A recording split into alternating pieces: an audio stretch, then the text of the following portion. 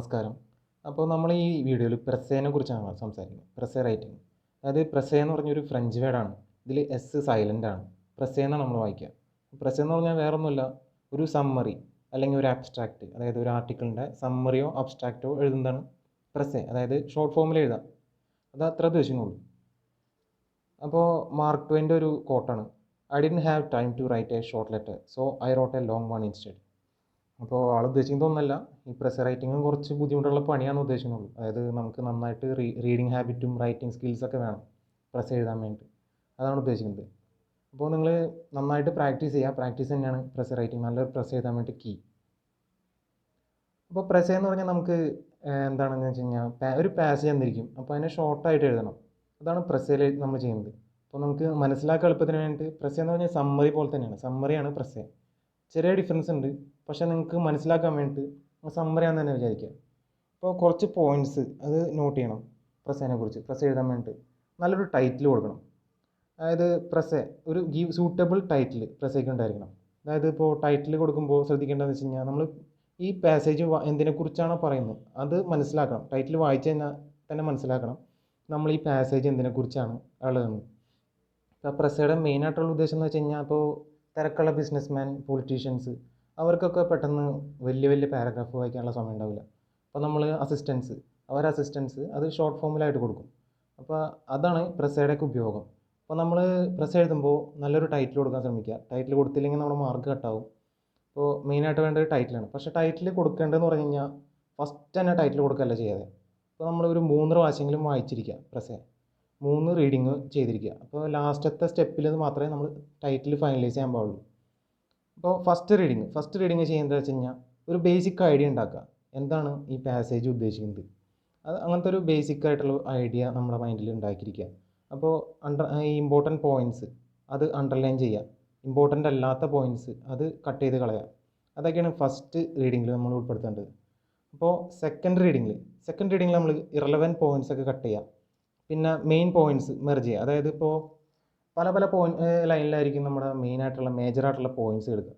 അപ്പോൾ അതൊക്കെ നമ്മൾ കണ്ടെത്തി ഒറ്റ ലൈനിലായിട്ട് കൺസൈസായിട്ട് എഴുതുക. അതായത് വളരെ കൺസൈസായിട്ട് എഴുതാൻ പറ്റുകഴിഞ്ഞാൽ അത്ര നല്ലത്. അതാണ് നമ്മൾ സെക്കൻഡ് റീഡിങ്ങിൽ ചെയ്യേണ്ടത്. ഇനിയിപ്പോൾ തേർഡ് റീഡിങ്ങിലാണെങ്കിൽ നമ്മൾ ടൈറ്റിൽ ഫൈനലൈസ് ചെയ്യണം. പിന്നെ എന്താണ് നമ്മൾ എഴുതാൻ പോകുന്നത് അതിൻ്റെ ഒരു ഡ്രാഫ്റ്റ് നമ്മുടെ മൈൻഡിൽ കീപ്പ് ചെയ്യുക. പിന്നെ വേർഡ് ലിമിറ്റ് കുറിച്ച് പറയുമ്പോഴാണ് നമുക്ക് 1/3 ആയിരിക്കണം നമ്മുടെ പ്രസ്സേ.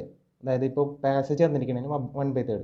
അപ്പോൾ പാസേജിൻ്റെ വേർഡ് കൗണ്ട് എങ്ങനെയാണ് എണ്ണുന്നത് വെച്ച് കഴിഞ്ഞാൽ ഇപ്പോൾ നമ്മൾ ഒരു പാസേജ് തന്നിട്ടുണ്ടാവും, അതിൻ്റെ ലൈനിൽ എത്ര വേർഡ് എന്ന് നോക്കാം. ഇപ്പോൾ 20 വേർഡാണ് ഒരു പാസേജ് തന്നിരിക്കേണ്ട ലൈനുള്ളത്. അപ്പോൾ എത്ര ലൈൻ നോക്കുക, ചിലപ്പോൾ 20 ലൈൻ ഉണ്ടാവും. അപ്പോൾ 400, അതായത് 400 വേർഡ്സ് ഉണ്ട് അതിന്. അപ്പോൾ നമ്മൾ ഇതിൻ്റെ 1/3 എത്ര, ഏകദേശം ഒരു 130 അടുത്ത് വരും. 130 വേർഡ് കൗണ്ട്. എന്നിട്ട് നമ്മൾ എഴുതുമ്പോൾ ഇപ്പോൾ ഒരു 10 വേർഡ്സാണ് നമ്മുടെ എഴുതുന്ന ലൈനിൽ ഉൾക്കൊള്ളാമെന്ന് വയ്ക്കുക. അപ്പോൾ അതിനെ നമ്മൾ 13 ലൈൻ എഴുതേണ്ടി വരും നമ്മൾ 130 ആകാൻ വേണ്ടി. അങ്ങനെ നോക്കുക. അല്ലാതെ നമ്മൾ ആ വേർഡ് മൊത്തം കൗണ്ട് ചെയ്യാൻ നിൽക്കരുത്, നമ്മുടെ സമയം വെറുതെ പോകും. അപ്പോൾ ഫൈനലായിട്ട് പ്രസ് എഴുതി കഴിഞ്ഞാൽ സ്പെസിഫിക് ആയിരിക്കണം. എന്തിനെക്കുറിച്ചാണ് ഉദ്ദേശിക്കുന്നത് വെച്ച് കഴിഞ്ഞാൽ സ്പെസിഫിക് ആയിരിക്കണം. പിന്നെ ഗ്രാമറ്റിക്കൽ എററും സിൻടാക്സ് എററും അങ്ങനത്തെ കാര്യങ്ങൾ, പങ്ക്ച്വേഷൻ എററൊന്നും ഉൾക്കൊള്ളിക്കാതെ ശ്രമിക്കുക. പിന്നെ ഇറലവൻ്റ് ആയിട്ടുള്ള ഫാക്ട്സ് അത് ക്യാൻസൽ ചെയ്യുക. പിന്നെ നമ്മുടെ വേർഡ്സ് തന്നെ എഴുതുക. അതായത് ഈ തന്നിരിക്കുന്ന പാസേജ് അങ്ങനെ തന്നെ കോപ്പി ചെയ്ത് വെക്കരുത്, നമ്മുടെ വേർഡ്സ് എഴുതാൻ നോക്കുക. അങ്ങനെ തന്നെ കോപ്പി ചെയ്ത് കഴിഞ്ഞാൽ നിങ്ങളുടെ മാർക്ക് പോവും. പിന്നെ അതേ സീക്വൻസിൽ ഓതർ എന്താണോ എങ്ങനെയാണോ പറയണത് അതേ സീക്വൻസ് തന്നെ എഴുതാൻ നോക്കുക. പിന്നെ നമ്മുടെ വ്യൂ പോയിൻറ്റ്സ് ഒന്നും കയറ്റരുത് അതിൻ്റെ ഇടയിൽ. അതായത് ഓതർ എന്താ പറയണത് അതേപോലെ തന്നെ എഴുതാം. നമ്മുടെ വ്യൂ പോയിൻറ്റ്സോ എക്സ്ട്രാ കാര്യങ്ങളോ ഒന്നും ആഡ് ചെയ്യരുത്. പിന്നെ അബ്രിവേഷൻസ്, പിന്നെ ഷോർട്ട് ഫോംസ് ഇങ്ങനത്തെ കാര്യങ്ങളൊന്നും ഉൾക്കൊള്ളാൻ പാടില്ല.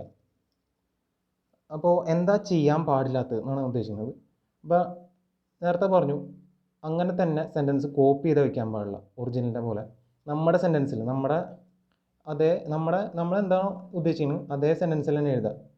അതായത് ആ തന്നിരിക്കുന്ന പാസേജ് അതുപോലെ തന്നെ ആ വേർഡ്സ് വെച്ച് എഴുതരുത്. പിന്നെ അഡീഷണൽ ആയിട്ട് ഇൻഫോർമേഷൻ ചേർക്കാൻ പാടില്ല. പിന്നെ ഫസ്റ്റ് പേഴ്സണിൽ എഴുതാൻ പാടില്ല. അതായത് ഐ, വി അങ്ങനത്തെ കാര്യങ്ങളൊക്കെ ഒഴിവാക്കുക. പിന്നെ കോംപ്ലിക്കേറ്റ് ആക്കരുത്. അതായത് സിമ്പിളായിട്ടുള്ള സെൻറ്റൻസിൽ എഴുതാം. നമ്മളിപ്പോൾ പെട്ടെന്ന് വായിച്ചു കഴിഞ്ഞാൽ എന്താണെന്ന് മനസ്സിലാവണം, കൺഫ്യൂഷൻ വരരുത്. പിന്നെ റോങ് ആയിട്ടുള്ള ഫാക്ട്സ് ഒക്കെ ഒഴിവാക്കുക. ഇതൊക്കെയാണ് പ്രസ്സിൽ ശ്രദ്ധിക്കേണ്ടത്. അപ്പോൾ കുറച്ച് എക്സാമ്പിൾ ഞാൻ എടുത്തിട്ടുണ്ട്. അപ്പോൾ he betrayed his country, this was to his eternal disgrace. അപ്പോൾ അതിനെങ്ങനെ എഴുതാന്ന് വെച്ച് കഴിഞ്ഞാൽ to his eternal disgrace he betrayed his country, ഇങ്ങനെ എഴുതാം. പിന്നെ അടുത്ത സെൻറ്റൻസ് നോക്കാം. Beside his father giving him money his mother also did the same. അപ്പോൾ അത് നമുക്ക് എങ്ങനെ എഴുതാമെന്ന് വെച്ച് കഴിഞ്ഞാൽ his parents gave him money. അതായത് ഈ വലിയ സെൻറ്റൻസിനെ അതേപോലെ തന്നെ അതേ ഐഡിയ എന്താണെന്ന് വെച്ച് കഴിഞ്ഞാൽ അതേപോലെ തന്നെ എഴുതിയാണ് his parents gave him money. പിന്നെ Rahim said I will make a complaint. ഇങ്ങനത്തെ സെൻറ്റൻസ് ഒക്കെ വരുമ്പോൾ അതിനെ ഇൻഡയറക്റ്റ് ആയിട്ട് നമ്മൾ എഴുതാൻ നോക്കാം. അതായത് Rahim said that he would make a complaint, ഇങ്ങനെ എഴുതാം. പിന്നെ നമ്മൾ വൺ വേർഡ് സബ്സ്റ്റിറ്റ്യൂഷനൊക്കെ നമ്മുടെ ഉണ്ടെങ്കിൽ അങ്ങനെ അതും നമ്മളെ സഹായിക്കും. അതായത് he not only looks and behaves but also sound like a woman. അപ്പോൾ നമുക്ക് എന്ത് എഴുതാം? അത് ഹീ ഈസ് എഫെമിനേറ്റ്. അതായത് വൺ വേർഡ് സബ്സ്റ്റിറ്റ്യൂഷൻ വെച്ച് നമ്മൾ റീപ്ലേസ് ചെയ്തു. അപ്പോൾ നമ്മൾ എത്ര വൊക്കാബുലറി അങ്ങനത്തെ കാര്യങ്ങളൊക്കെ നമുക്ക് എത്രത്തോളം ഉണ്ടോ അത് നമ്മളെ സഹായിക്കും. അപ്പോൾ പ്രാക്ടീസാണ് ഇതിന് മെയിനായിട്ടുള്ള ഘടകം. അപ്പോൾ എത്രത്തോളം പ്രാക്ടീസ് ചെയ്യാൻ പറ്റുമോ അത്രത്തോളം പ്രാക്ടീസ് ചെയ്യാം. അപ്പോൾ നമ്മൾ നിങ്ങളുടെ പ്രാക്ടീസിന് വേണ്ടി ഞങ്ങളൊരു ടെസ്റ്റ് സീരീസ് ലോഞ്ച് ചെയ്തിട്ടുണ്ട്, ഡിസ്ക്രിപ്റ്റീവിൻ്റെ ടെസ്റ്റ് സീരീസ്.